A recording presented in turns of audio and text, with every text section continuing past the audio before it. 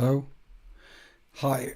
As I've often said, the secret to being successful on YouTube, other than being wise and old and wearing a flat cap, is being consistent and consistently appearing on your consistent Monday live streams. Hello, everyone. Thanks for dropping in. I have the law shades on today. Why? Why have we got the law shades on? Because I, like everyone in the chat and everyone in the comment section below, I'm sure you've all read The Lion, Son of the Forest, The Return of the Second Primarch. Come on now. We've all hit that, right? It's like a homework assignment over the weekend. Yeah, Silas, I like the consistency as well. You've got to be consistent. It helps. So we have the law shades on if you want to talk about The Lion, Son of the Forest, because I know that you've all definitely read it or listened to it. I audiobooked it, and I have to say, the audiobook was lovely. New guy, don't know who narrated it. I've probably heard him 1,000 times before, but if it isn't Jonathan Keeble or the other guy, anyway, he did it. And Matthew, the guy who wrote it, no idea. See, look, Liam T listened to it while doing overtime this weekend. He hit the homework quote. Liam T, fist bump. Come on now. And I would recommend it. I would recommend that book. If any of you out there have done Gilliman's Return book, then that's a good book. It's good. Particularly his conversations, Gilliman's conversations. I mean, this is 5 years ago now. I'm not spoiling anything. Gilliman's conversations with the ecclesiarchy representative to him. Those are quite nice. But the rest of it's a bit bolt upon and a bit by the numbers, and I couldn't recommend it. When people come to me and ask for recommendations, I go Night Lord's trilogy. I'll go first 3 books of the Horus Heresy, Eisenhorn, Ravener, the Caiaphas Cain book 4, I think, when he's the Orcs and he crash lands on the Orcs planet and he's on his own and he's on this planet and it's been swallowed by a war and he's Caiaphas Cain, so he's got to go to this town to get something and freeze a couple of people accidentally and they follow him. They go to a bigger town and one thing leads to another, and before you know it, there's a bunch of people following Caiaphas Cain and he's just trying to get from A to B to get off the planet. And by the time he gets to B, he's basically started a civil war. That book is a good Caiaphas Cain book. The ones are a bit mid. Fight me. These are the things that I'd recommend. I'd also recommend The Lion, Son of the Forest. I think it's a good read, or a good listen in this case. Mike Brooks. As Mike Brooks did it, I don't know what other books he's done, but he's definitely... That's a good book. It's not Dan Abner. It's not ADB. Mike Brooks is definitely growing into his trade, and you come away, the best thing that you get from The Lion, Son of the Forest, and no spoilers, is a good sense of Imperium Nihilus. I think you get that one in the Emperor's something book, the one by ADB, that you look like the 13th. What's the book done by ADB? They look Spears of the Emperor. That one, they look like the 13th. That one, if you want to get a really good feel of Imperium Nihilus, hit that one. Spears of the Emperor, chat, come on, back me up. Or this book, you get a good feel for Imperium Nihilus and the threat of chaos. And I appreciate it for that. So thank you. The law shades of doom are on. Thank you for the glasses. They're on in case we want to talk about law this evening, because I'm on a law train. I'm also going back through the last book on Audible of The End and the Death again. I'm like 9 hours in again. Do you play video games? Are you going to play Bolt Gun? I hadn't planned to play Bolt Gun, but if they send me a copy, I'll quickly give it a go. He wrote what I think is the best Primarch book, Alfarius. Oh, Mike Brooks. Yeah. So the 3 Primarch books I'd recommend to anyone, because the Primarch books are set around the time of the Horus Heresy, but they're standalone books. If you want to know, because often in the Horus Heresy books, we don't get the origin story of, I think we get the origin story of only a couple of Primarchs, really. The Horus Heresy book isn't about their origin, so if you want their origin, or at least the earlier stories that we know, you go to the Primarch books. And my 3 favourite Primarch books are Kurz, Valdor, and Alfarius. And I couldn't tell you which one of those I preferred above the other. I do know that if you do Valdor, then do Alfarius, because both of them are kind of set before the Great Crusade, and having whole chunks of books kind of set there. Alfarius also is kind of set in the Great Crusade as well. It's got 2 stories going on. It's good. It's good. It's one of the best books in there. Anyway, yeah, you don't get, as a lore consumer, you don't get to spend much time in any novel before the Great Crusade, so I'm grateful every time I get there. You don't actually spend much time on Terra, which is why I'm very grateful for the time I get there. So I really like The Outcast Dead by Graham McNeill as well. That's the first full book set on Terra during the Heresy, and it's all on Terra, and that's a very good book. So yeah, so I agree with you, the Dagda. The Alfarius is an awesome Primarch book. Good evening, Wolfbolt Chronicles. Hey everyone, chat, say hi to Wolfbolt Chronicles, or just hi Stylus, because that's Stylus, and I'm sure we've all seen the 5 Primarch battle report by now, and so give Stylus a bit of love. Flat Caps merch, when? Never Flat Caps merch. Oh, Winters, got that poster. Yeah, I got the poster up. That's 80 quid. 90 quid with postage and packing. You go to Black Library and they send you a certificate. You know, like when you were like 8 and you swam to the bottom of the pool and you got the brick and they gave you a certificate. Games Workshop sends you a certificate when you buy posters as well. That's number 7 of 250 flight of the Eisenstein. Only number 7. But I guess 7 of 250 means they're only doing 250 of them. And after putting it up, it's the largest one, 90 by 60. I realised, damn, that's a lot of wall. So as the Patreon money rolls in over the next few months, not the members. The members is our thing. We, pays the mortgage now. Thank you to everyone who's a member. And if you'd like to become a tier 3 channel member, you access my Discord and get loads of extra content and support me. Play the roof. Anyway, the Patreon money is like extra. It goes to my PayPal, so she doesn't see it come in. So it's kind of like my budget money for buying extra stuff. So that was March. And then the end of April's, beginning of May. I want 4 up there in the end. And it might stop this screen washing as much as it. But Flight of the Eisenstein. I'm thinking not Horus Rising. False Gods has got an awesome cover with a Titan in the corner. So the next one, False Gods. And if any of you guys have got any recommendations for what goes up there, I'm serious. Please put it in the chat or DM me if you're in the Discord with images of what you'd like to see up there. Any community members who are watching this or in the chat, what do you want to see on the wall? It's got to be. It's not. Let's make it Imperial for a start, because we are human after all. I'm only human after all. That one. So yeah, I'm serious. That one, I had a good look through. I spent a while on the website and thought, Fly the Eisenstein, it's Garrow, it's got to go up. Come on now. And look at it, it's quite epic.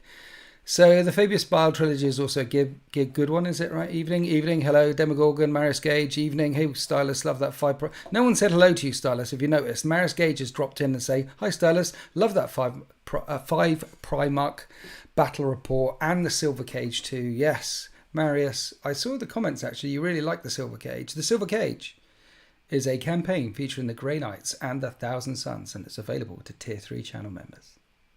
That was a good one. It's a nice twist at the end, I think. So anyway, someone say hi, Stylus. It's an awesome painting. It is. Do you have the Heresy map, Winters? I should get the Heresy map.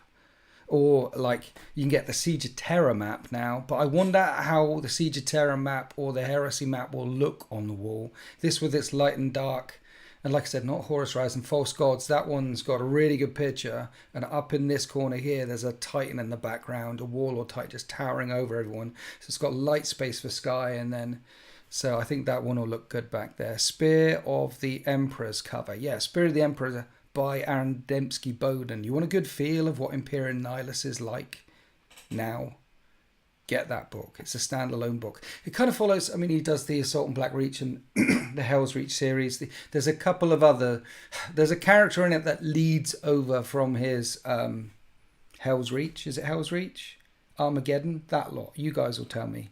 The first set of books that he did, it's on Armageddon. Damn it. What's the name of the Hive City? Anyway, there's a character there that leads across into the Emperor's Spears. So there's consistency there if you're keeping up with all of his Space Marine novels in order, which is awesome. But the Emperor's Spears is very much a standalone book, and it's very good. Hi Stylus, hi Stylus, hi Stylus, hi Stylus, hi Hylas. Hi, Stylus. Say hi back. Come on now. Um, Hello there, Mr. Consistent. I know, right, friendly neighborhood inquisitor. You got to be, as I said earlier, one of the successes, one of the secrets to being a successful YouTuber, and one of them is to be very wise and old and wear a flat cap, and the other one is to be consistent and stream only on Mondays. Except that I won't be streaming next Monday. We're going on holiday shortly. It was my 50th. So we're going away for a couple of weeks. So this might be the last one for like a couple of weeks. I might be able to squeeze one in. But also at the weekend I'm going to Warhammer World. But I promised not to tell the whole internet that I was going to Warhammer World on Saturday and Sunday with the boys. Because the boys, that's Phoenix SEO, Grey Knight SEO, Alex SEO, all four of us are going up to Warhammer World on the Saturday. And then staying overnight, getting drunk, and then getting up the next day, getting hungover, and then going back to Warhammer World, play another game, come home. And I told them I definitely wouldn't tell the internet this because then a bunch of people might show up. And honestly, it's going to be four middle-aged people getting drunk, playing their hobby in the twilight hours of 9th edition, getting a bit blasted in the evening because it's their birthday. And if you are in the area, just swing by, say hello, take a selfie, and realise that I'll be a bit dazed and confused by that point. What with all the stuff and things going on. Where are we? I keep meaning to... It's Hades Hive, is it? The ADB does a whole series back on Armageddon, Hades Hive, all that stuff. There's an awesome bit with the Grimaldus screaming at people. It's mess. Hell's Reach, yeah. Azzy, I'm sorry to hear that work is going horribly. You're really enjoying the Rotten Sun Bat Reps. Yes. The Rotten Sun is a campaign that I'm currently running on for Tier 3 channel members as well. So thank you for helping pay the mortgage. It's in the run-up to 10th edition. And honestly, I don't think I played a Tempest of War game in a couple of months. And that was my favourite way of playing. I did the 5-way battle report, the 5 Primarch one. And then 5,000 points of Tau, 4,000 points of Tau. The 4-way one. I've done quite a few kooky battle reports. Because it's the right end of 9th. And it's like, well... who really cares at this point? We're all waiting for 10th edition. Let's just mess around and have fun. So that's what I've been doing. And you know what? I've been messing around and having fun with 40k and enjoying it. And the Rotten Sun campaign is a way to mess around with my friend Sultan and upset him. Like in the Rotten Sun Part 2, his whole thing with the Void Walkers is you can fall back and shoot. So I put Mr. Wiggly Arms Toxicrene down to stop him falling back and then shooting at me. And that was hilarious. And so in the next one... which is coming out on next Tuesday, there's another annoying... It's basically how can I annoy Sultan and have fun, and he's game for it. He loves it. We have he annoys me too. He annoys me too every now and then. The combat school campaign should have been mine. It was mine. The Apocalypse one and the one after was mine. Dear. What are we talking about? Friendly Neighbourhood Inquisitor, thank you for joining the 13th at Tier 3. I appreciate you. And let me know what you think about the Silver Cage campaign, because there's a certain percentage of people, I don't know if it's 10%, 5% or 20%, but there's a certain percentage of people that don't like the ending because of the twist. So when you hit it, Friendly Neighbourhood Inquisitor, let me know. I want to know because if I could start getting some idea of... how it was supposed to hit. But just let me know. You know when you get... I don't want to spoil anything for any. Sir Ragu the third, thank you for your donation. Howdy. Howdy to you. Are you in America, Sir Ragu? Because you pop in every now and then. Is that a howdy thing? Are you being American? Or are you just being an ironic Cheshireman? Or maybe someone from, Melbourne. You renewed your membership. Brilliant. Oh, you are American. So, howdy, is that South America somewhere? Whereabouts in America are you? Argentina? Peru? Somewhere? How can people not like the ending? Some people don't. Some people feel it's contrived. which of course in a very real sense it was, but for the best possible reasons, to try to entertain as much as possible. Have you read any of the Gate of Bones novels? That doesn't strike a bell. If it's not 40k, the only thing I'm pretty much reading at the moment, and there's been some incidental books. I read those, I forget, The Blade Itself, those ones. I read that trilogy recently, so that was good fun, but mainly 40k stuff. You've watched most of the Silver Cage, but got ADD and didn't finish it yet. Oh, nice. Okay, cool. Well, finish it. As the line has returned, I'm slowly making my way through the Heresy of Caliban, currently at transport ships being yoinked by rebels. Yeah, man. Nice. You're in Michigan, North America. We don't say howdy, but it's still fun to say. Well, you said howdy. I guess it is fun to say howdy, but you can't really see English people walking around saying howdy to each other, can you? It's like you walk down Tesco's, it's raining, obviously, you bump into your friend and say, oh, howdy, Timothy, how are you this evening? It doesn't quite run, does it? Howdy, Timothy. You'd say, sup, mate, or yo, my bro, or good evening, or something like, I don't know. Where are we? Yeah, I know howdy is southern for US hello. Yeah, we get, you see, in the UK, we have there's thousands of accents. I mean, you can barely, down the road, you can go 50 miles down the road from me, and I could barely understand what those guys are talking about. And then go to Glasgow on a Saturday night, and it's, honestly, it might as well be Russian. And I'm sure they think the same of us. Yeah, so we understand accents, and there's a couple of American accents that I understand. I quite like the New York and Coffee one, and Boston. I like Boston as well. You've got the Southern accents. Then you've got California. Hi, how's it going? Where everything always ends up, oh my, it goes up because they're so surprised to be living where they're living. On a massive fault line which could fall into the sea at any minute, but they still live there because what can you do? Americans. So we understand quite a few accents, and of course, because of Team America, not Team America, South Park the movie, what's it all about, eh? We understand the difference between Canadians and you guys, but before that movie came out, we had no clue. So we get accents. So the howdy thing, I understand. But thank you for the clarification. It's always good to know that you are on the right track. Okay. So, friendly neighborhood in Chris is from Rhode Island. That's New York, right? I think. I don't know. You got a mank in the chat. Azzy, keep it down. Have I got any plans to come to Canada again? So I went to Canada last year, went to Canada this year. And my sister lives in Canada, and she rang me the other day because it was my birthday, and she said, are you coming to Canada anytime soon? And I said, what, again? And she said, what, you've come to Canada and you didn't even see me? And I said, yes. You live on the other side of Canada, and it's just as, Canada is so goddamn big. It's just as far to fly from here to mini wargaming as it is from mini wargaming to my sister, who's in the same country. It's like, and it's double the money and things like that. Plus she's got a couple of kids, ankle biters running around all over the place. And like a few hundred years ago, you could kick them, you could do anything to them. But these days you can't even look at them funny, you know. So what do you do with the ankle biters? So, yeah, when am I going to Canada?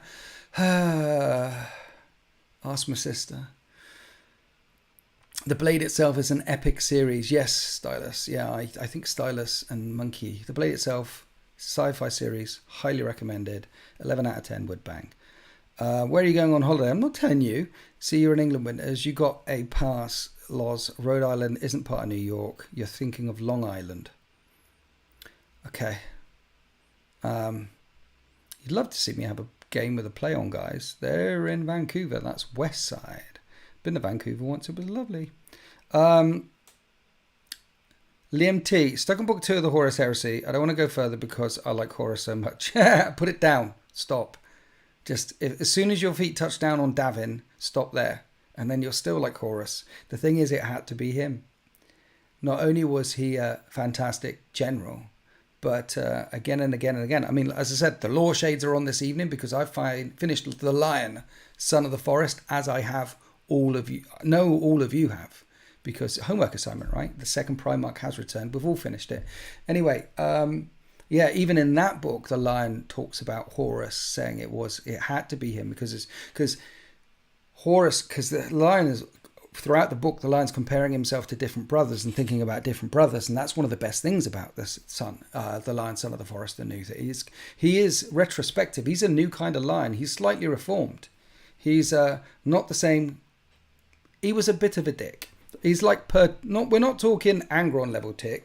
We're talking Perturabo level dick. He was a bit of a dick in the Horus Heresy, and he realizes that. And he's a Primarch, and he's not like some of the bad guy Primarchs got. They just got and didn't like Daddy anymore. The Lion isn't a bad guy Primarch. Sometimes some of the good guy Primarchs got a bit.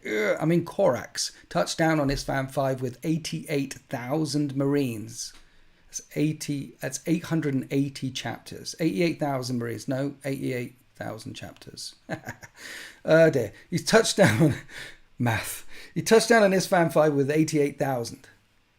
He left the Urgal Depression, the Drop Site Massacre, 12 hours later with only 13,000, and he got off of Isfahan 3 months later with 3,000. From 88,000 to 3,000 after 3 months fighting hit and run warfare on Isfahan 5 and in the dropships in the end when they were getting taken off. He's a bit But the good guy Primarchs get over it. They're like, whoa, I'm not that. Okay, Daddy, I might be upset with you, but I understand it's not about me. It's not even about you. It's about humanity itself. I mean, the Emperor is willing to sacrifice for 10,000 years of pain on an engine of nails just to keep Terror from being dragged into the third circle of hell.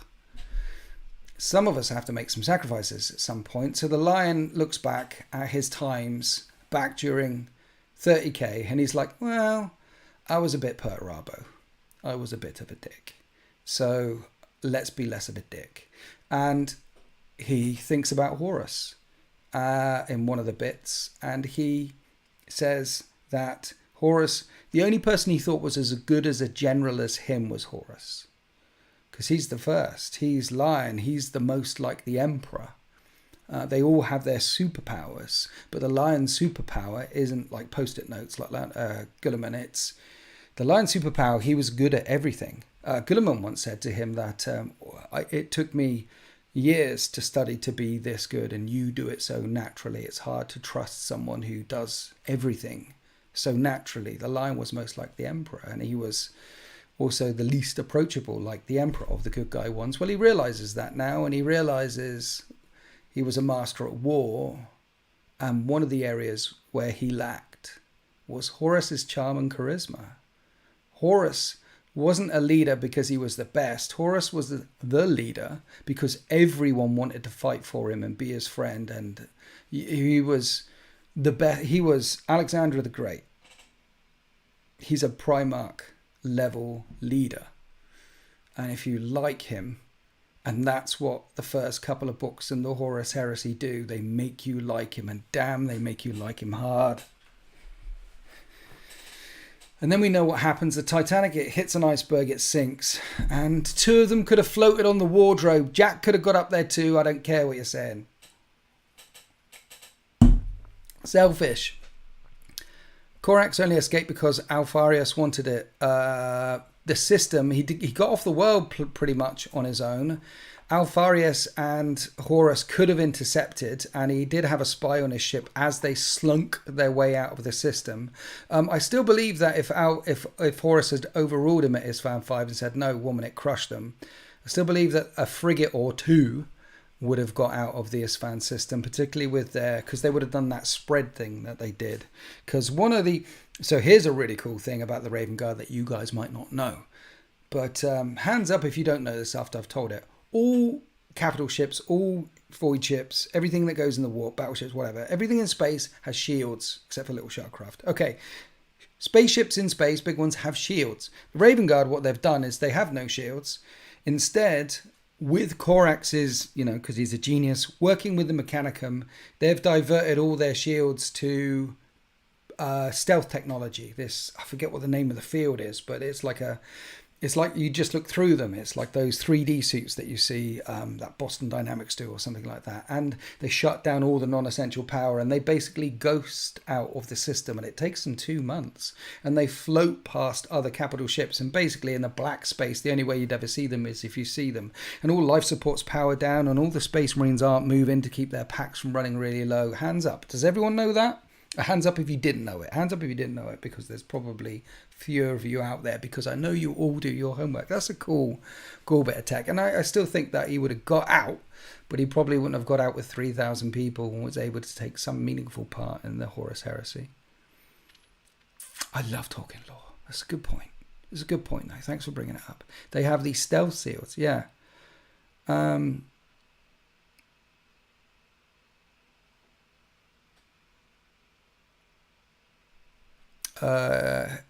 DZTV. So me and Liam are still on good terms. Yes. I've left DZTV. DZTV is getting shut down on the 1st of May. That's when it starts getting wrapped up. So DZTV will shortly be no more. And thank you to everyone who joined us on the journey to get us here. I wouldn't be here without them. And fortunately, we're in a place now where Liam has income enough from YouTube and I have income enough from YouTube to go and do our own things, but we're still very much on good terms.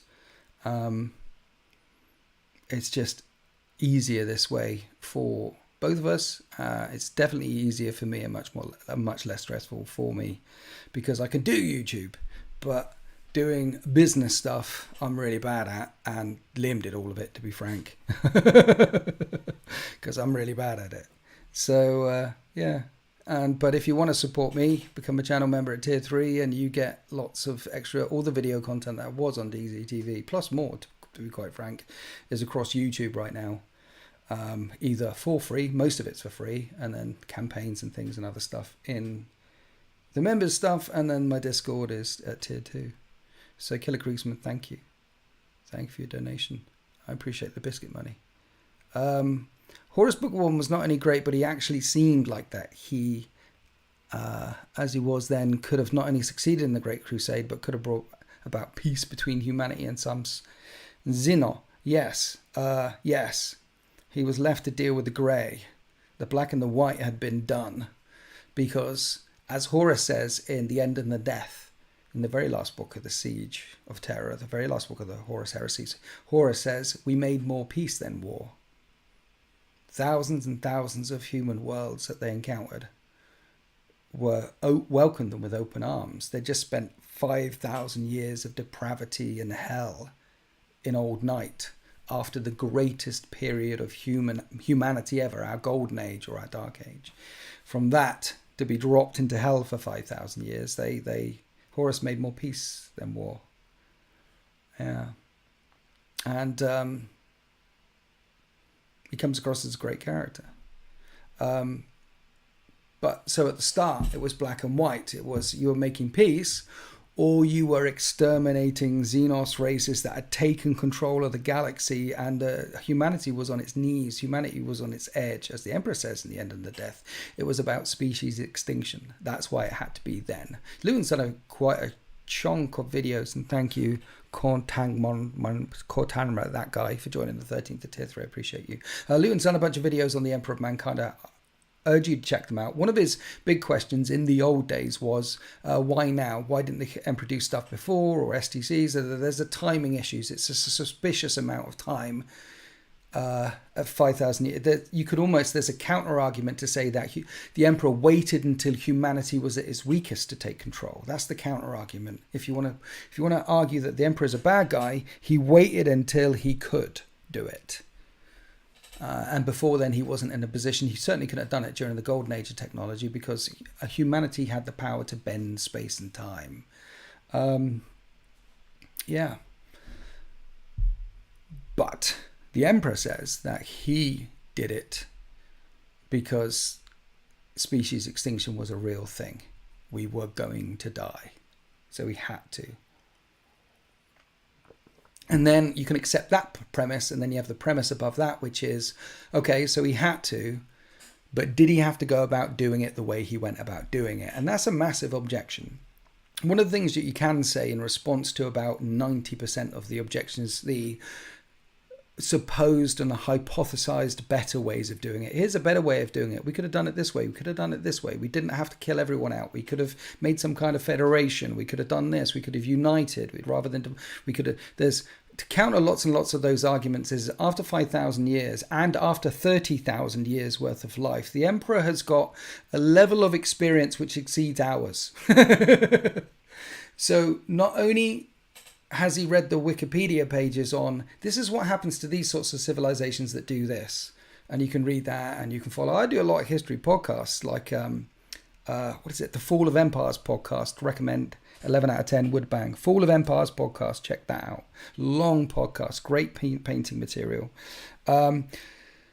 So I only know some stuff that I've got from stuff like that. But the emperor not only read all these things in Wikipedia, but he lived them for 30,000 years. The consequences of these actions and these decisions, the consequences of these ways of governance, the consequences of this manner of religion, the consequence of again and again and again and again and again. So when it comes down to, well, the emperor therefore had to stick his argument, you accept his argument that he had to do it because otherwise we were going to die. We were on the verge of species expansion.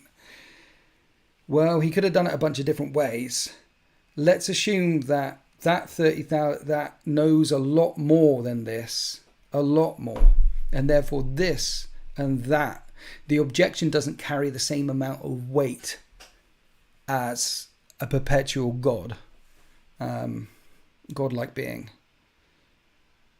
There is that character though, in The End and the Death, who makes the terminus decree. And he's got a different manner of thinking. I forgot his name. Damn it. It's all poetic. He had the potential to save us all, but in the end, he damned us. Or his fallback position, his stalemate position, was to make a war machine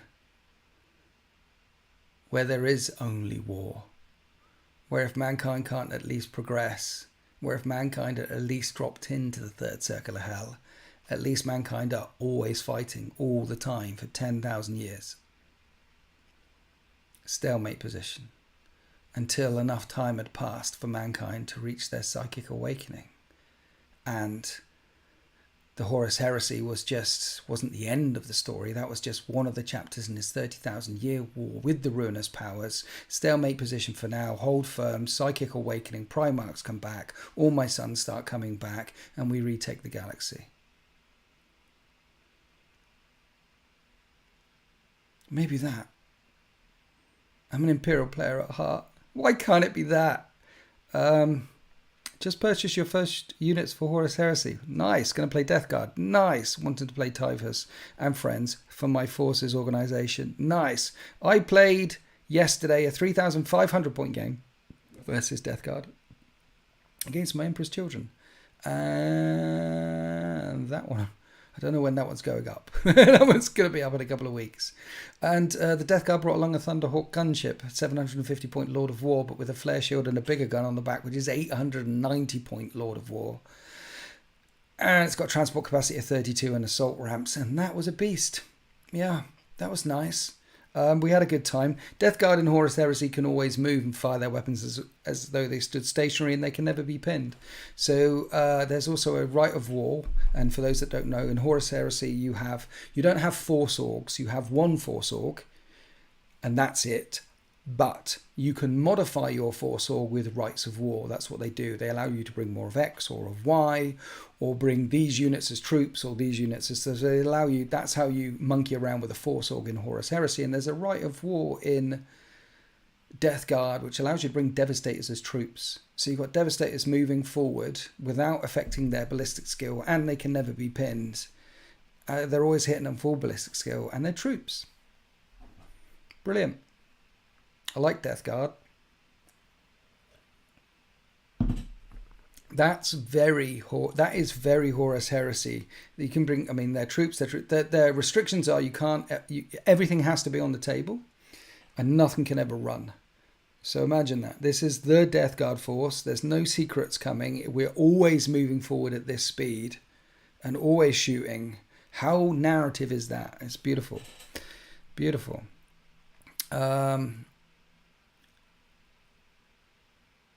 He could have done it differently. Are you sure you're not talking about Magnus? Nice.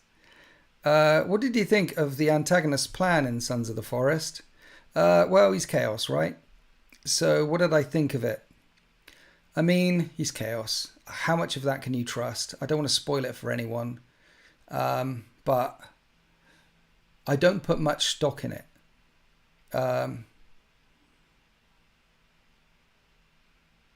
There's lots of things I could say about it, but ultimately spoken through the mouth of a chaos sorcerer whose head is aflame and is clearly drawing his powers. He's from demons, you can't really trust. You have a Thunderhawk transporter. Well, there's Thunderhawk gunship, and they have a massive transport capacity. The Thunderhawk transporter actually can carry one Land Raider type chassis beneath it, or two Rhino-sized chassis beneath it. That's the Thunderhawk transporter. It doesn't have a transport capacity for troops. It has a transport capacity for tanks. It's a Thunderhawk gun transporter that drops 2 or 1 tank down on the battlefield. Drop pods come raining down from the sky. Thunderhawks come in and disgorge full companies of Space Marines with 30 odd guys inside, or full companies of Terminators. And Thunderhawk transporters come down and disgorge the tanks. And before you know it, within 5 minutes, you've got it in half a chapter of Space Marines on a planet. And I don't care who you are, you're a bit buggered. So transporter or the Thunderhawk gunship. Iron Warriors accepting their trash at its law is accurate for that. Okay. Slow march of creeping death. I just love the aesthetic. Yeah, exactly. So you started Sons of the Forest. Nice. Okay. Well, I'm glad I didn't spoil the plan for you. Hi, Winters. Literally just put down the brush and finished watching your drunk birthday stream. I haven't watched that back. I'm sure was it okay, guys? I was a bit drunk by the end. I know I was on full rant. We haven't done any ranting today. We've just spoken really sensibly. So was it okay? Let me know. Now you show up sober. This is the work of Zinch, I say. Yes, things have changed. The change of the ways has changed my things. My brother hasn't played 30k since 3rd edition, but it's collected as many Nurgle related. Well, maybe you can get him back in 10th edition, because it's all going to be free online. So, Das and Des, I hope you weren't offended by that flat cap meme I posted. Promise it was just a joke. I love that flat cap meme you posted. Please. I love roasts. I worked in a factory for 20 years. I could take it. It's supposed to be funny. You don't roast people you don't like. You only roast people that you love. So, You had a lot of ranting and burping, did you? Kapoo. You had a lot of ranting and burping. It sounds like you need to see a doctor. It was a fun stream. Good. Okay. The drunk stream was fine. I'm drinking and painting now. Drinking and painting at the same time. You get shaky. How can you... Painting stuff. We have done some painting things. I am leaning towards the dark side. So these are... That actually zoomed in for once. That is a cacophony. I haven't rimmed the base yet. I haven't done the rim. These models from Forge World, by the way, they were terrible. Honestly, they were some of the worst Forge World stuff I've had for a while. Would not recommend getting them. I like the Palatine blades. I like the Terminators. I particularly like the new Forge World resin models for the new Legion specific Praetors. They're awesome, but those old ones. And my Storm Eagle gunship, I might even made a video about that, because I could rant. It was a great stream. Although we never got to find out who was burping, did we? Did we? Honestly. It was Lorgar. Got to be careful with the word rimmed around the Emperor's Children. With the word rimmed around. Yeah, I need to do the rim job for the Emperor's Children on these. So, I'm doing a black rim on these guys, because their models have got so much colour on dark rim. If you've got darker models, brighter rim. Someone bought Forge World, yep, and the poster. Look, the poster. I got the certificate. It's like you get a certificate with it. Why aren't you coming to Apocalypse Game at Sam's in September? I don't want to. Massive Apocalypse, like 22,000 points each or something.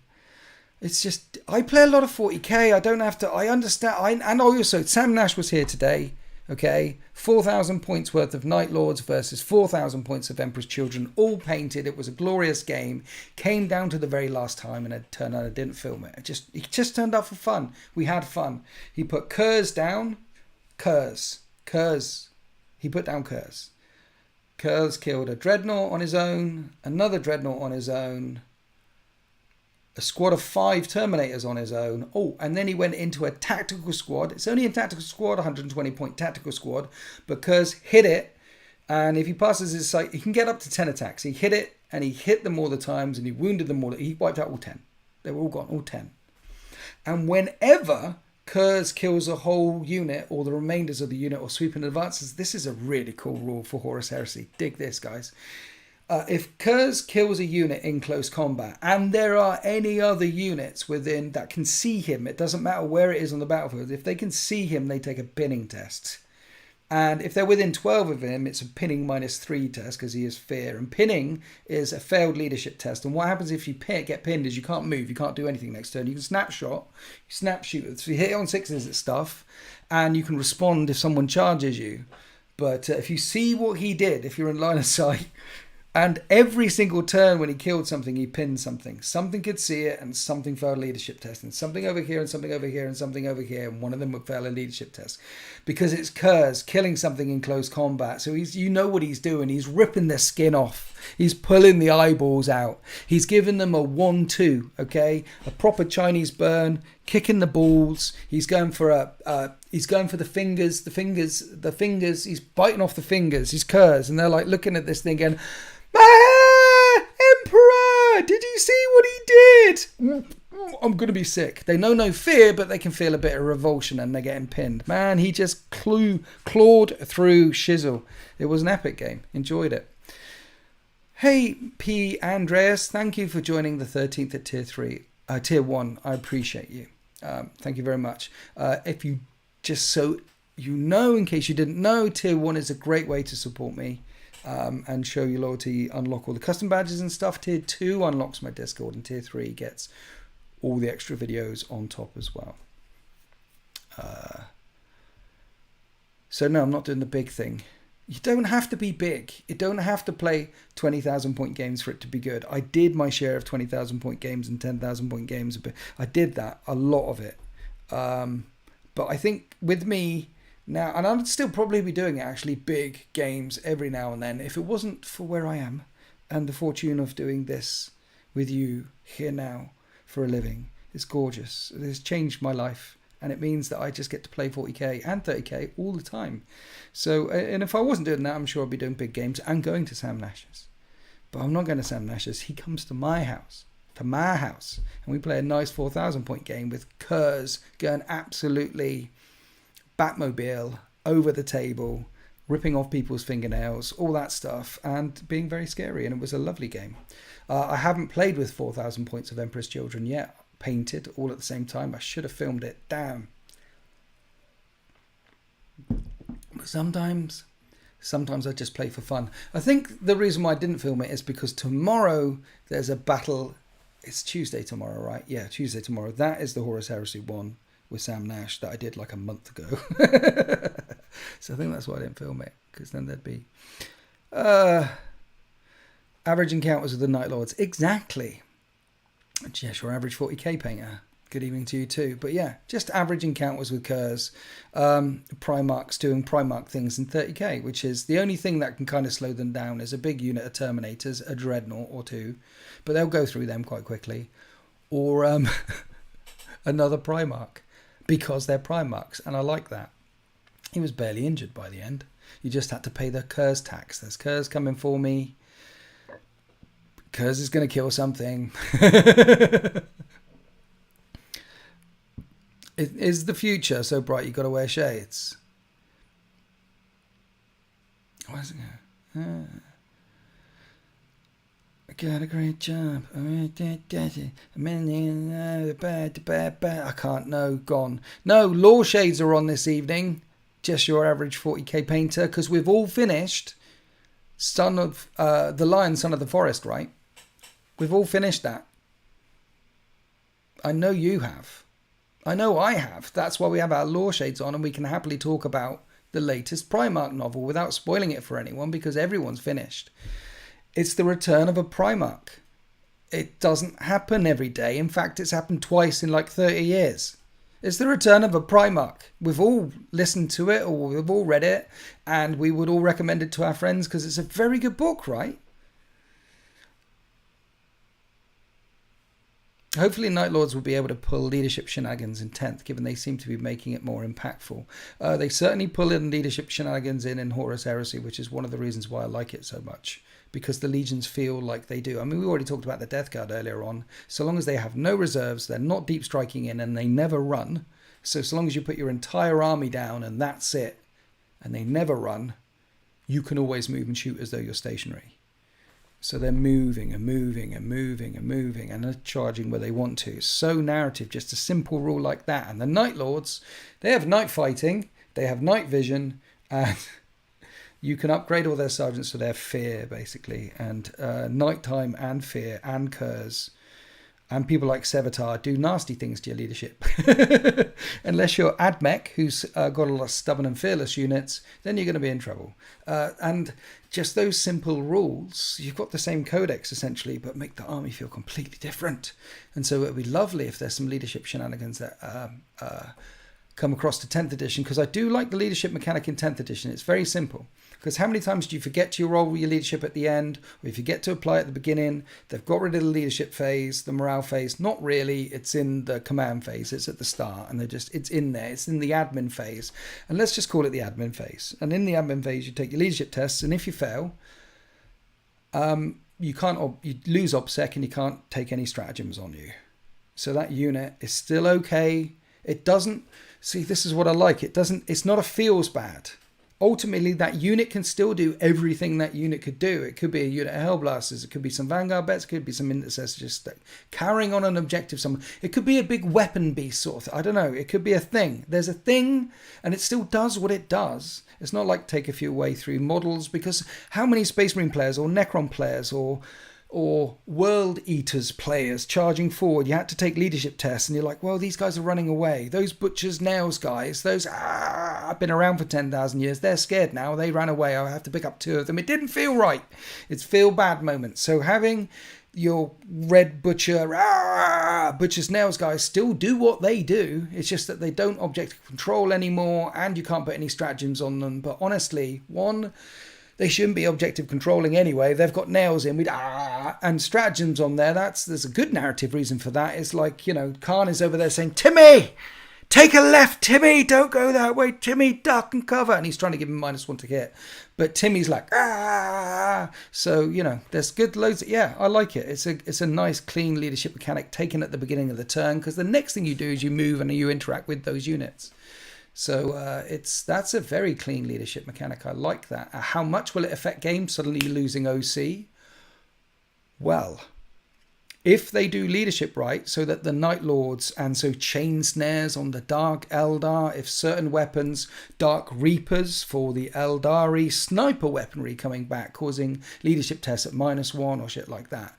If they give guns like that purpose, how effective will it be?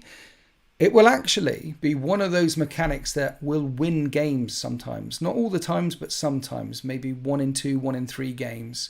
And you'll take advantage of that mechanic to kill a unit, or to snipe at a unit, or to hurt a unit, or to pin a unit, or to make a unit fail its leadership, if they get it right with Night Lords, with -1 modifiers on dark, so that they lose OBSEC, you have OBSEC, you take that objective, you win the game. So it's going to be one of those mechanics that when you pull it off, and it works, it'll feel glorious. And that makes it better than current leadership. Because fear and everything and stuff like that right now, it's feel bad. This is And your opponent can see it too, right? Your opponent has access to all these same tools and same mechanics as well. It's not like something's being done to you when you get some weird tricksy stuff happening with certain stratagems and certain relics. It's something that you can... It's a good mechanic, I think. It's a good mechanic. I like it. Big thumbs up to that one.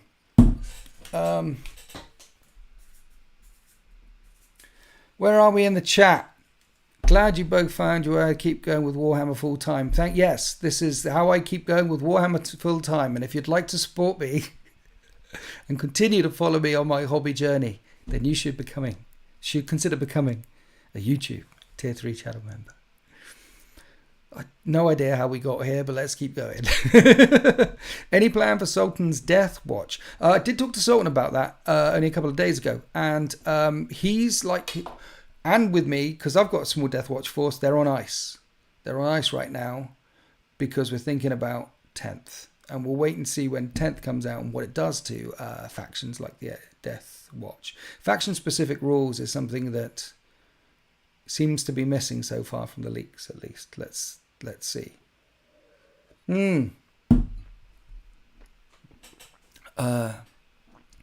Perty is the best rated Primarch. Why? Because he's the only one who plays Warhammer in lore. Yeah, in Angel Exterminatus, Perturabo is literally playing Warhammer. Yeah.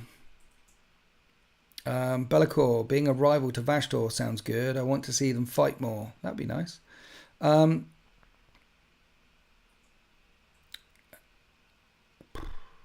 Losses and commissars, crumping some heads to get them back in line makes more sense. Yeah, I imagine commissars might have, because they're the rule, right?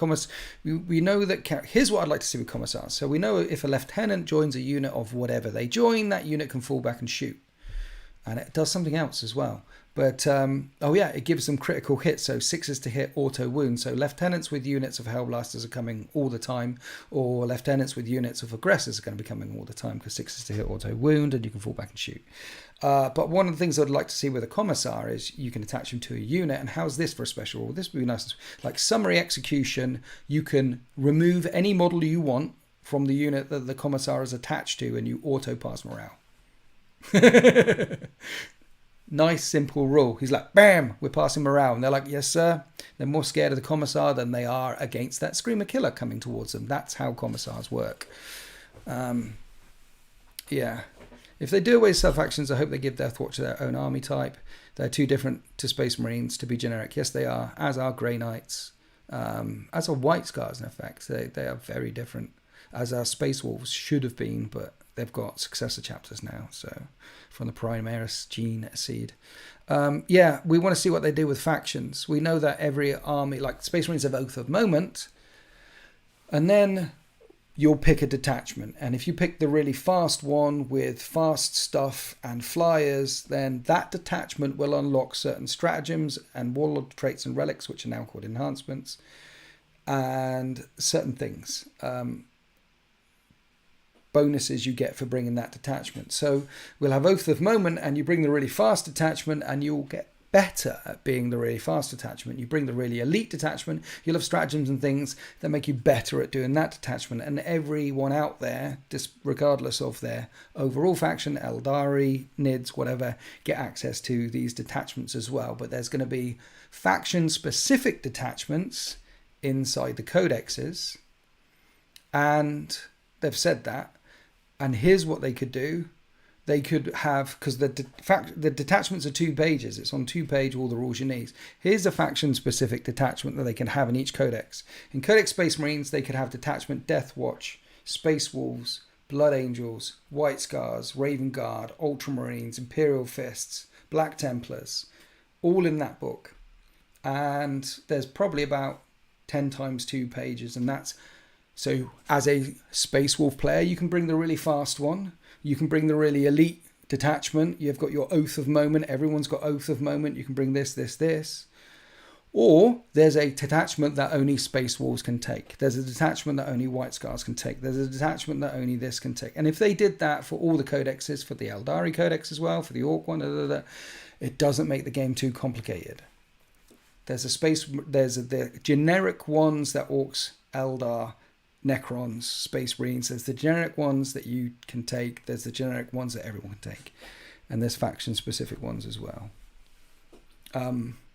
Yeah, particularly as everyone only has 4 or 6 stratagems. I think it's 6. And then there's the 12 in the main book. So yeah, it was 6 and 12, yeah. That seems like it might be complicated AF. But in reality, if you're new to the game or playing pickup games, whoever you are out there and you're looking forward to coming into 10th, and you've got Blood Angels and you've been sat on them and painting them up for a while and you've played previously a bit here or there, then you bring your Blood Angels attachment. Boom, you've got it in front of you. And your friend has got this detachment and that detachment. You're only ever going to see 3 between you. And the detachments as well and the things that they do will get them down pretty quickly. And the ones that rise to the top of the meta in the competitive scene, which I hope becomes secondaries and all that, hope becomes its own game type separate from the core game type, which should just be pick-up casual games, because you need pick-up casual game people coming into the game system to become competitive. You don't start at competitive. And yeah, the ones that there'll be periods of time where the Death Watch are on top for a while, or the Grey Knights are on top for a while, or the generic Tyrannid one tends to be with the fast ones, or the elite ones tends to be really good. It'd be very interesting to see how it goes. And it won't be too much it'll certainly be 90% less than what we have now. Anyway, there's a speculation. I wouldn't mind seeing that I think that would be a good way to return factions. What do we think?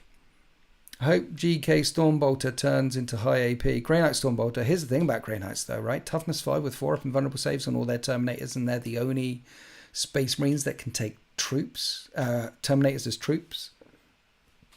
Brilliant.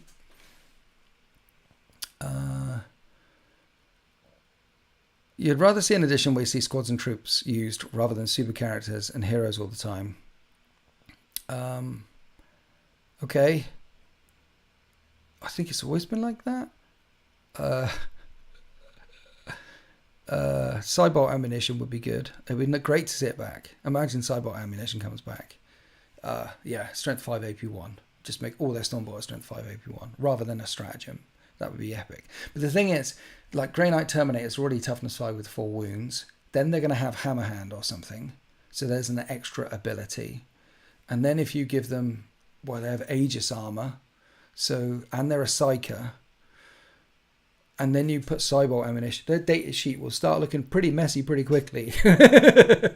They've got to have a couple of things. I don't know. Oh yeah, and Terminators already have that rule. Was it Fury of the First on the standard Terminator sheet, which means they never suffer weapon skill, ballistic skill modifiers, which is a really powerful rule, by the way. Never suffering the modifiers, that is huge. Particularly in a game where it's all about manipulating those modifiers. All we do is roll a hit, roll a wound, right? And you've got saves. And the saves are modified all the time with AP. So that's modified. But roll a hit, roll a wound. And you're doing the most powerful spells are the ones that allow you to re-roll, to increase your hits. These are the most powerful spells. Get asked this all the time. It's a game of hitting and modifiers. Anything that increases the hits or decreases your enemy hits, and then the second most powerful spells and relics and enhancements are anything that increases your wounds or decreases your enemy's chance to wound. And whenever you get any codex from any edition, look for those things. If you are even playing Heresy as well, look for those things that your chapter can do, that your faction can do, that can da-da-da-da. And if you want a strong list, this is what I'm saying, then build your lists around that or add them. Make them better. And it can be a Malignant Plaguecaster with Miasma of Pestilence. Well, the best Death Guard lists have 2 of them in. Because if one dies, the other one can still do it. Or at least one of them in, stood at the back outside, deny the witch range. It could be Doom. It could be Fortune. It could be something that... I mean, do you remember the ridiculous AdMechs? When AdMech came out and there was chunks of them at the back and they were all hitting on 2s and re-rolling and then wounded on something stupid. Wasn't it like 3s to wound or 2s to hit or 4s to hit auto-wounded? It's just crazy. Hits to auto wound, that's another one. Anyway, in any edition, whatever time, anything that you can do, look for those things that do that. And plug them in here or there. And it just makes your lists more competitive. What relic should I put on the Lord Discordant? There's one that means all of his attacks, not all of his attacks, but a chunk of his attacks do mortal wounds. That one. Weird combined profile for combi weapons. The only thing that I've seen so far that properly upset me is the weird combined profile for combi weapons. Don't get upset. It's fine. Everything's fine. Where are we? Aegis armor. +1 to deny the witch. 4++ against morale. Yeah, I know. See, because toughness 5, 4 up and Vun Terminators is a big deal. Their toughness went up and their Invun went down. It's a big deal. Terminators are good. It's like Games Workshop are releasing Terminators and want loads of people to buy them. They don't need to do that with the rules. The new Terminators look mean and everyone loves Terminators. Terminators are so successful that there's Cataphracti, Justarian. There's different marks of Terminator plate out there. We love them. So it's almost, yeah, they're going to be, and with the Fury of the First, they're going to be good enough.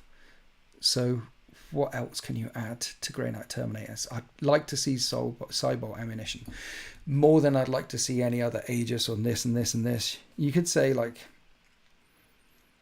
they've got a psychic power or something.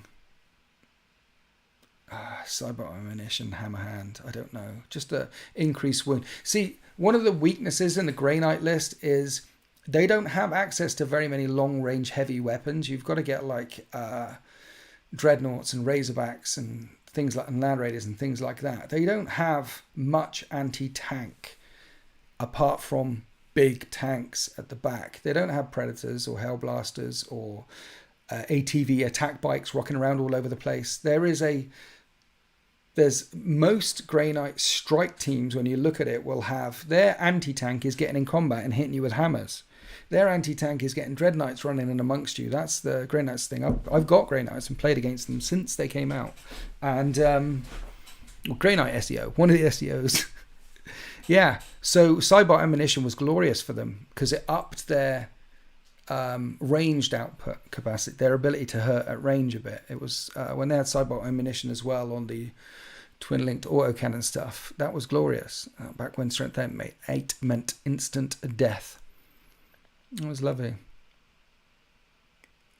Have you noticed that Games Workshop seem to be getting more esoteric with Space Marine iconography? There used to be really specific ways for building a battle company, and it's gotten a lot more flexible. Grey Knights could be bonkers in 10th. They could be. Yeah. I mean, you can, in the old days, 5th edition, it wasn't 6th edition Grey Knights, sorry. It wasn't uncommon to see 20 or 30 Terminators teleporting in amongst your lines. And imagine if they were all toughness 5 with a 4 up and bun. Yeah. I hope if Grey Knights get anything this edition, it's a range refresh. Yes, Liam T, I agree with you. Grey Knights need to cross the primarch Rubicon, or at least they don't need to cross it. Anyone who's being made into a Grey Knight Terminator right now. Did anyone else hear that? Anyone who's being generated made into a Space Marine, going through the process, he's going through Grey Knight School, he's at Hogwarts, soon he'll be a wizard, Harry, he'll get all the way through, and instead of putting 19 ingredients into them, they put 23 ingredients into 22, they put 3 more ingredients to them, bang, voila, Primaris. It's just a case of the Inquisition tapping on the shoulder of Guilliman and saying, can we have some of those suits? And Guilliman asking them why, and then they say, well, there's this another chapter we didn't tell you about, it's the Grey Knights. And then he tells Guilliman about it, and he gives them all the Primaris stuff, and we have Gravis, Grey Knights. It'll look cool, whole new range refresh.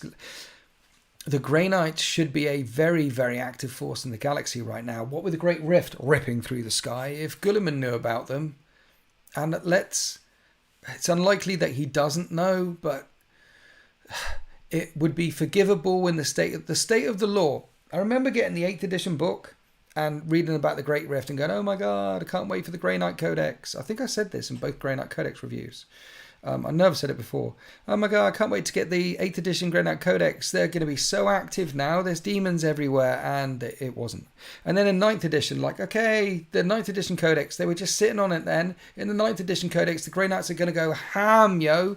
Demons everywhere. Chaos everywhere. Guilliman's going to pump so much resources into chapter 666.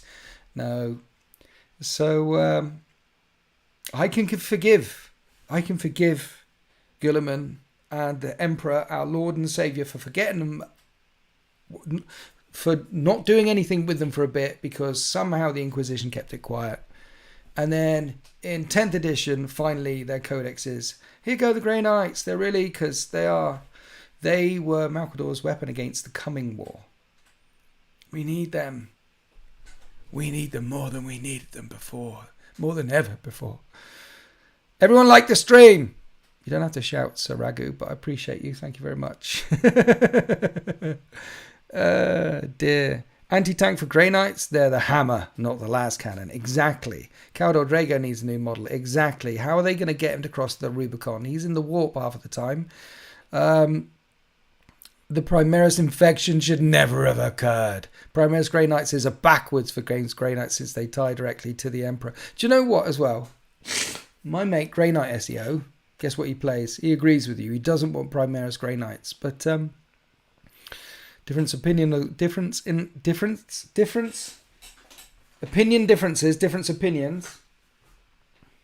It's groovy, mate. It's groovy, man. Come on now.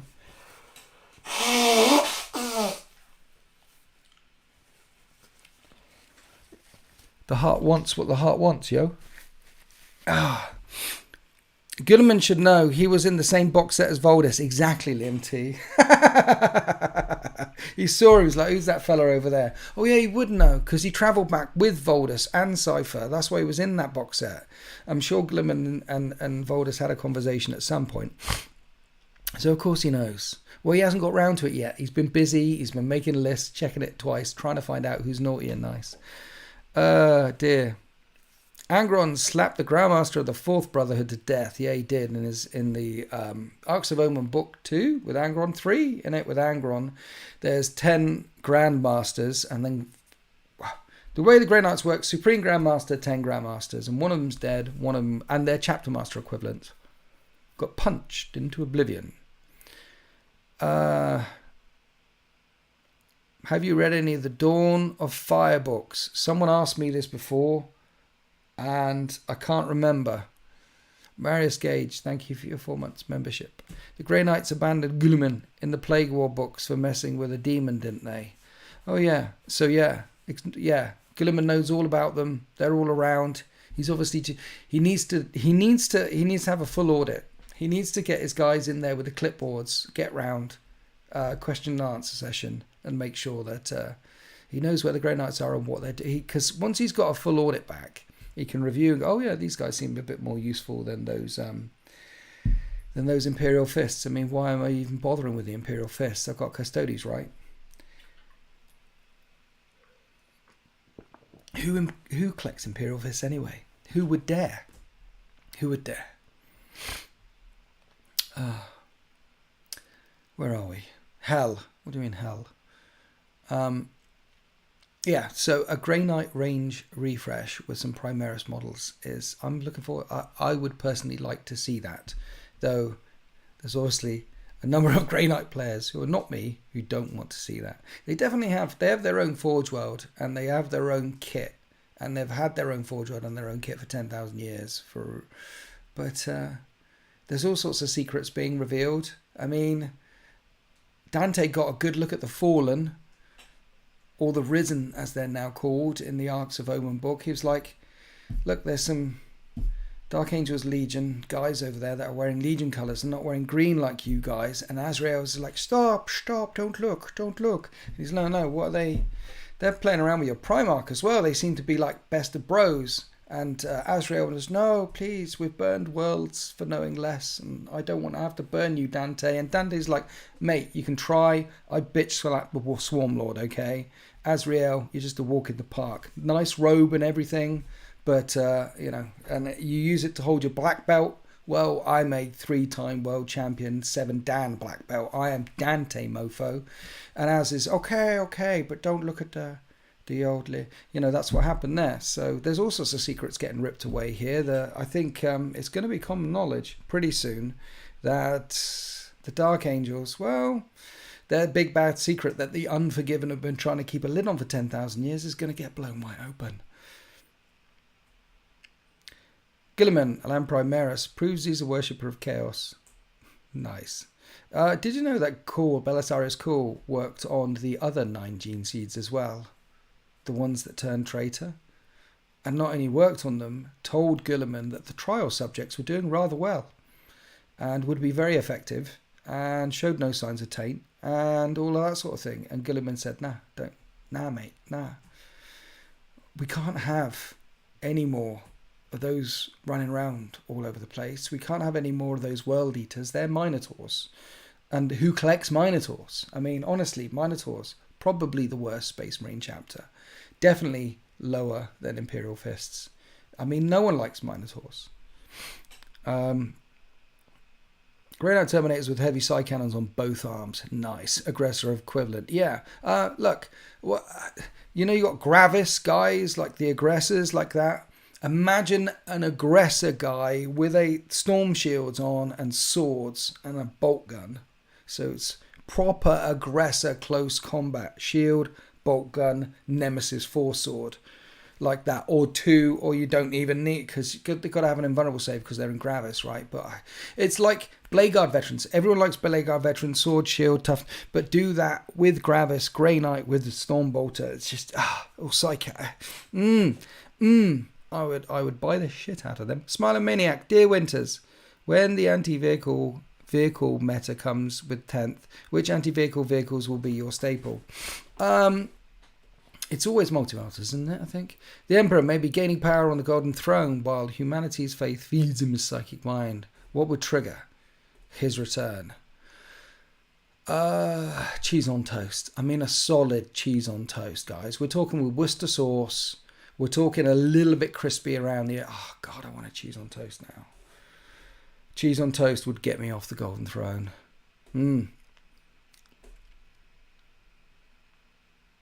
Hey, less hate for the Minotaurs. I get that Brap is very close, but...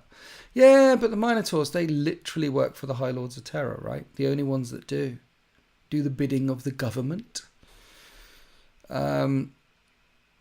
We need more Centurions. Primaris Centurions when? Primaris, again, there's a change of opinion. Centurions, I don't like them. We need a Pedro's Cantor Primaris model. We do. But that Pedro Cantor model is G, the old one. It's one of the better ones they did. I'd love to see what they managed to pull out there. Hat with the Primaris Cantor. That would be epic.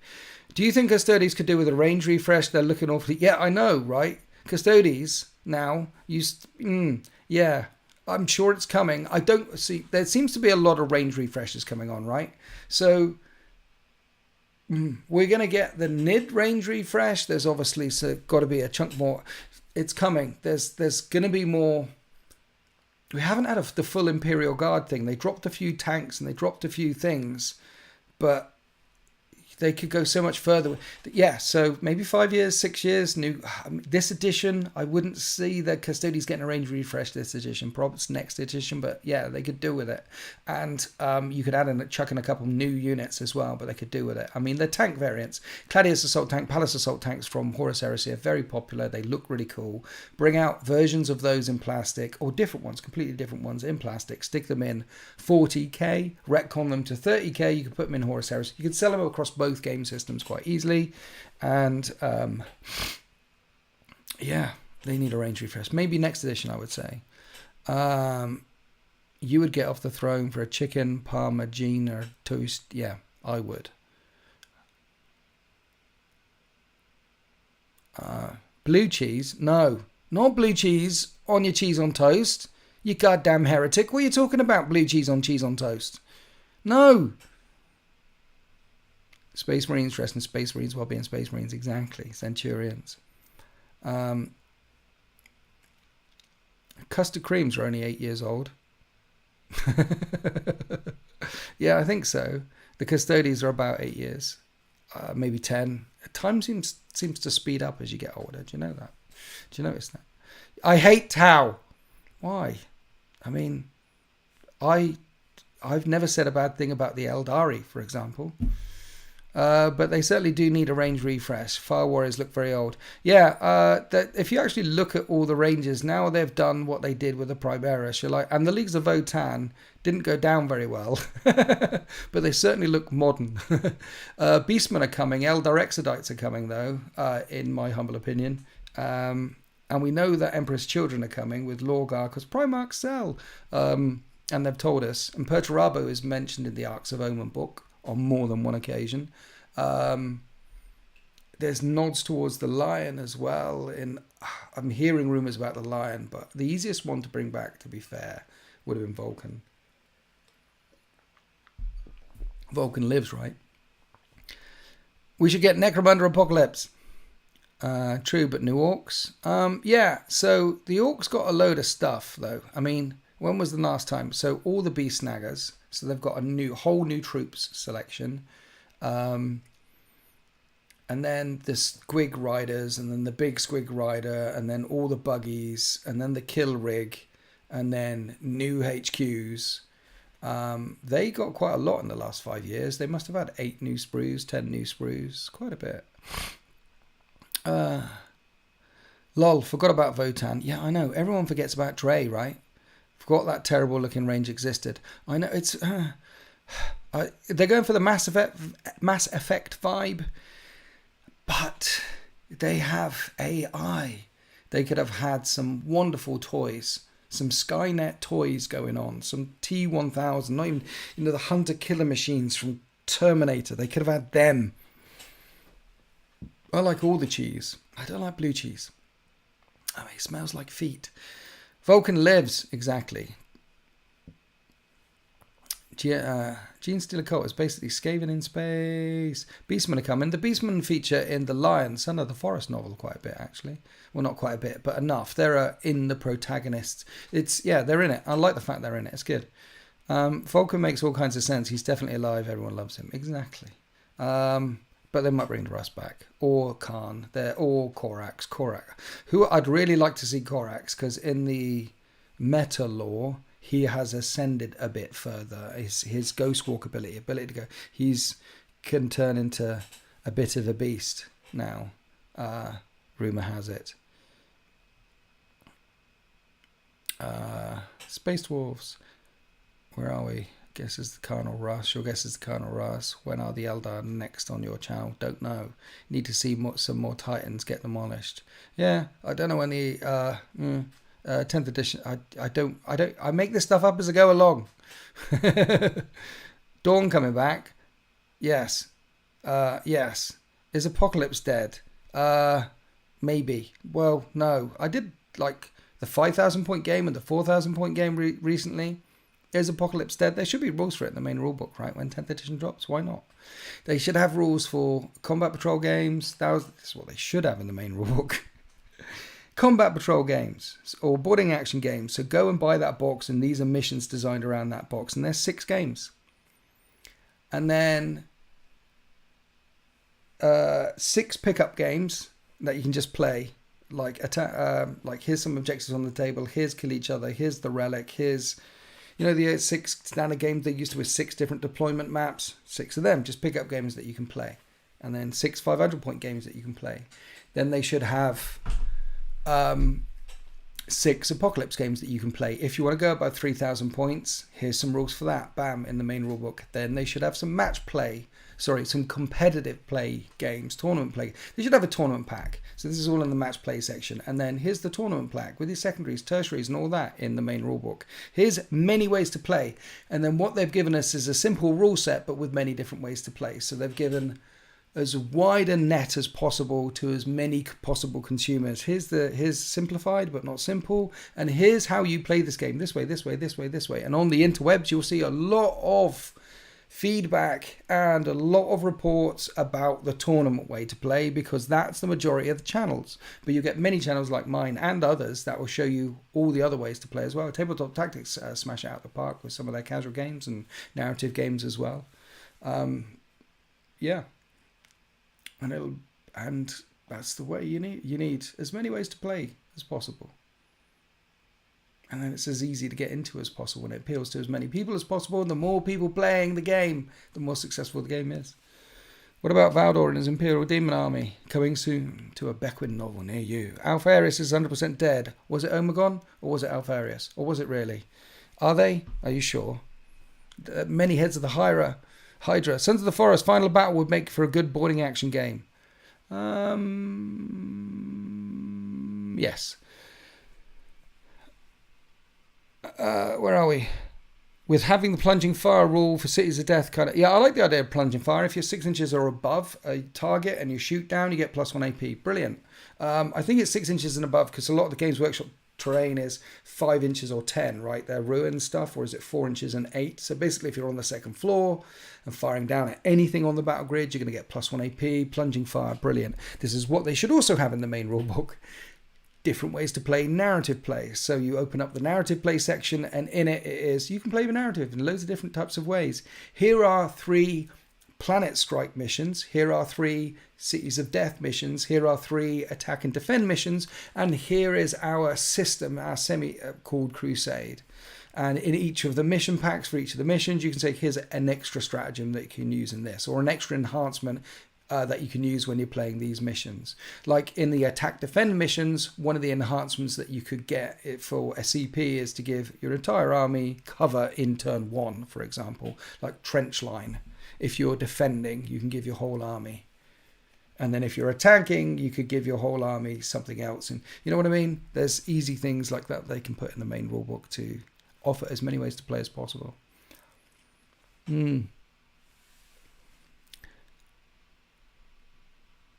Every time someone says Alpharius is dead, I tend to think that the person saying it is Alpharius indeed. Who can you trust? You can trust. I can't remember where it is from, but isn't there an Alpha Legion under the Imperial Palace? Maybe one of them comes back because he's having a nap. Well, there are a number of them under the Imperial Palace. Whether they all woke up when they were supposed to or not, there could be more than one of them. We're all Omegon, says Jeff, except for those who are Alpharius. Can't wait for the new terrain with 6-inch floors and 10th edition, only £200 per table quarter. Exactly. Or you can get some insulation foam, which is exactly an inch thick. Exactly an inch thick in it, brah. And then check out my video on how to make this terrain. And it's in the playlist, it's in the tutorial section. And it's the foam terrain. It's a very cheap way of making lots of line of sight blocking terrain with lots of height, and it makes an absolute snowstorm of mess. It's an oblivion. You will live in a pile of oblivion for that day when you do it. But put a day aside, do it, get that done, and you can get a whole table of terrain for like 20 quid or something, or 30 quid. I don't know how much insulation foam is now. Maybe 30 quid, maybe 40 quid. I don't know how much, but I'm using it 10 years on, so. Yeah. How are things going since the DZTV announcement? Hope all will work out for the better. Thank you for asking, Sleepy Jack. Since the DZTV announcement, things are going okay.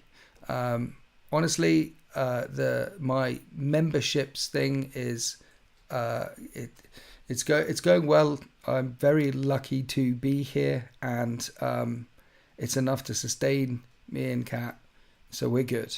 And I'm very grateful for all the support I get. It's nowhere near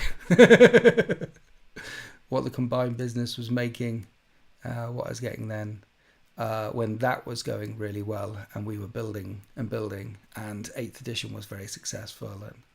But it's going well, and I'm confident that with 10th edition coming, lots of people will hopefully come back to that. I'm confident with 10th edition, lots of people are either coming back to the hobby or playing the hobby for the first time. There's lots of people interested, and I'm confident that 40k will be more successful in 10th edition than it was in 9th edition, because there's honestly less people watching battle reports across all the channels these days.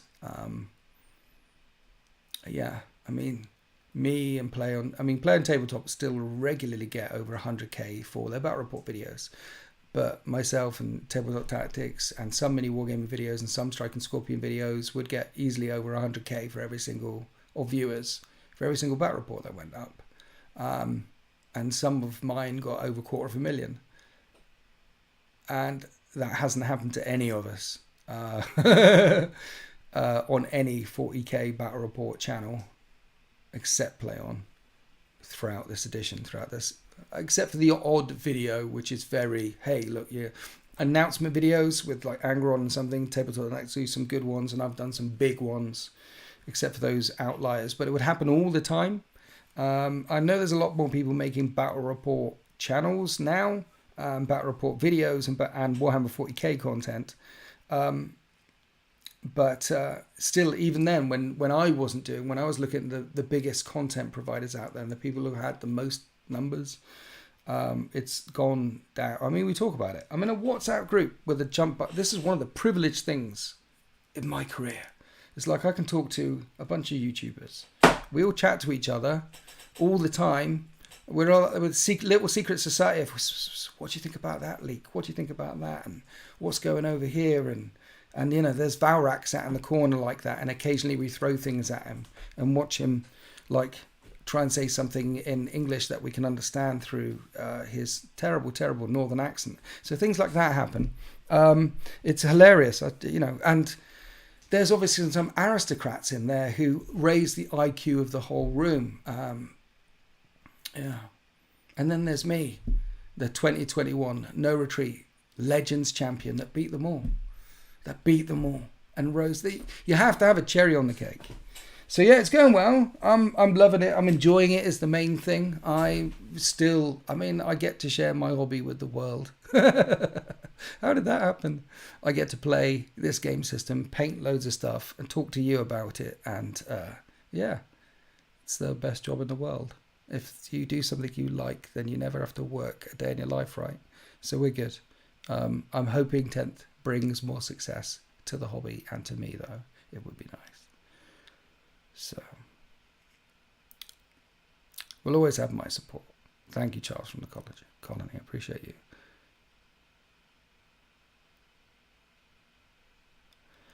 Winters, I'm with you. You brought me into this hobby, but see, damn well won't talk me out of it. Yeah, I'm gonna keep on chugging. Okay, I think I'm getting real bad cotton mouth now because I've been chatting away for an hour and a half, 90 minutes. I need more fluid. So unless there are more questions, surprises, applause, I'll bugger off. I personally enjoy bat raps where the lore and story behind the battle still matters. You're the best, and then TTT comes second. TTT are my favourite because I don't really watch me. Ard Wargaming, thank you for your support. P. Andrews, thank you for the comment. New Army for 10th at all. I have mentioned this in other streams that I like the Emperor's Children and nearly up to 5,000 points of painted. That for Horus Heresy. The next projects that I'm thinking about is the NID range, the Tyranid range for 10th edition is supposed to be quite big. So I'm really looking forward to adding a lot of new Tyranid models to my collection and trying out loads of the new stuff with the new rules and make the Tyranids look a bit different because they've looked a bit samey now for some time. So that's going to be cool. And I'm thinking about moving on to Raven Guard for Horus Heresy and doing Raven Guard because they're cool. When you get in the 10th launch box, I don't know, and I wouldn't be able to tell you when I did. I can't even, the way the NDO works is you can't even talk about anything plus or minus or whether you even got it. You can't talk about anything until the release date, and I never have. I keep waiting for this dream to end. It feels like I've been on holiday for a long time and I'm going back to work tomorrow. It's felt like that for ages now. Having a career change in your 50s in your mid 40s is I'm 50 now. Damn it. I'm 50 now. So I keep thinking I'm going back to work. I keep waiting for them to say, well, not that we're taking the NDA away, but we're not supporting content creators anymore. We're not doing this. We're not doing that. I don't expect to get anything. So when they say don't talk about it before here or anything, then I don't. So that's what I do. because I don't want anything to jeopardize the getting free stuff. I like free stuff. Please, Games Workshop, if you're listening, keep giving me free stuff. I'll talk about it. What army are you most excited to play in 10th? The Tyranids. I want to see what the Tyranids do. That new model looks crap. No, it won't be Highfleet Winters, Ardwar Gaming. It will be Kraken. I've played them all. I got 5,000 points, 6,000 points of painted Kraken. It's going to have to keep being Kraken, isn't it? Thank you, Maris Gage. Have a good holiday. Hope you get lots of beer and food. I will certainly get loads of beer and food. Thank you for your donation. I appreciate you. Yeah, we're going on holiday in the next couple of days. Well, I forget when. Oh, we're away at Warhammer World this weekend, which I'm not supposed to talk about. And then we're on holiday. So I'm not sure if the next live stream might be like 15th, 16th of May, sometime around there. You might have to go for some time without another live stream. You do the best 30k content, don't get as much attention as your 40k. Yeah, there's loads of 30k content for members. I think there's like 6 30k videos up now for channel members, and there's one going up tomorrow. I do need to put some 30k out for YouTube. But see, the views thing, it's important that we keep praying to the machine spirit, and the Horus Heresy content gets about 2/3 as much views as the 40k content, and trying to keep want to keep the engine running, ticking over quite smoothly till we hit 10th, because then when we hit 10th, everyone's going to be like, and looking at everything, because I know I will. Release the Kraken, exactly. You're off. Thank you for your love. Yeah. Happy belated birthday. All the best, but freely play more, paint more. Yes. If you did Highfleet Winters, you could paint them with the carapace colour pattern for the symbol. No, just Kraken. Just leave it. Kraken's easy to do.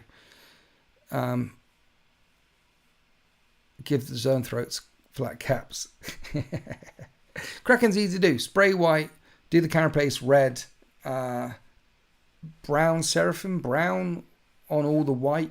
Just wash the white with that oil seraphim brown. So then you got red, then you got seraphim brown, which is on the white, and then dry brush a bit of that, dry brush a bit of red, pick out claws, done. Speed paint 101 Tyranids. Get a lot done very quickly. And that's how I found I like to paint now. I like to paint more along the speed paints. I used to every single thing, but now I like to get armies done. And also while getting armies done, like all my Necrons done, I'm listening to a lot of Horus Heresy at the same time, or audiobooks and things like that. So it's a really good hobby space to be in. Steve Not Rog could use some good kit bashes for Tyranids. He's got a big project. Steve Not Rob is currently painting the entire Ultramarines chapter. The entire Ultramarines chapter for a client. Incredible. By the end of that project, he's going to be sick of blue. That is at least 1,000 Space Marines, because you've got all the Apothecarian detachment, you've got the Tech Marine, Masters of the Armory, you've got the Chaplaincy, Recon Company. Recon Company in every single Space Marine chapter doesn't have to be 100. So 10th Company can be 1,000, 2,000, 10,000. It can be massive. Particularly since they added those new recon, what are they called? Not the intercessors. They've got the other ones. You know what I mean? The things, I haven't got any of them, but they've got the light armor, Phobos pattern armor, them. So, and Gulliman sort of been pulling with the Codex Astartes a bit, hasn't he? But he wrote it, so he can pull with it. He can pull it off as much as he wants to. He's Gulliman. Who's going to stop Gulliman pulling it off? Are you going to stop him pulling it off? He's a Primarch. Strong wrists.